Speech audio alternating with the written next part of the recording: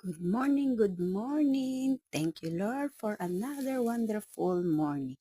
Ayan po, mga kamangga, napakaganda ng ating panahon, napakaaliwalas ang ating umaga ngayon. Yan po ang ating kapaligiran, puro manok. Yan po ang magpapaganda sa ating umaga.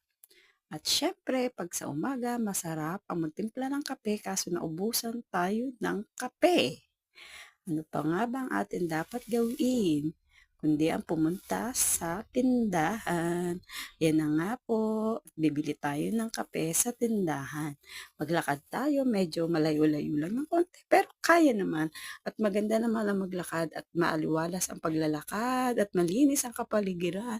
At bagong mower ang kapitbahay. Ay katabing lupa pala. Bagong mower, kaya yan, masarap maglakad-lakad sa kapaligiran. Mga kamangga, iyan na nga po, punta tayo sa tindahan, bili tayo ng greatest, ang paborito ng kape. At habang pauwi, nakahingi pa nga ako ng lalagyan sa tindahan. May lagayan ng ipit ang batang makulit.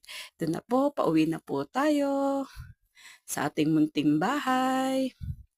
At ayan na nga po ay sakto pagbalik natin mainit na yung ating pinakuluang tubig, ayan, at pwede na tayong magkape kasi may mainit na tayong tubig at may kape na rin tayo, ayan.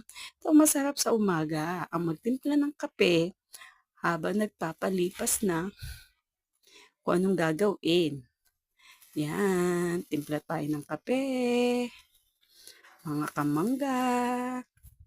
Itong masarap sa umaga, ang kape. Kayo, ano pong gusto niyo sa umaga, kape o milk? Kasi ako si kape. At ito nga po ang ating tinapay. Ito lang ang breakfast natin. O, dalawang balot na tinapay at ito, pinagtimpla ko na ng gatas ang batang makulit.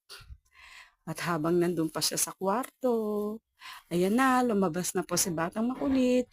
May dalang isang plastic na tinapay. Napakatakaw ng aking anak na ito. Paano ga ito papayat? Ayan na nga po at magbe-breakfast na kami mag-ina. Ito lang ang aming breakfast.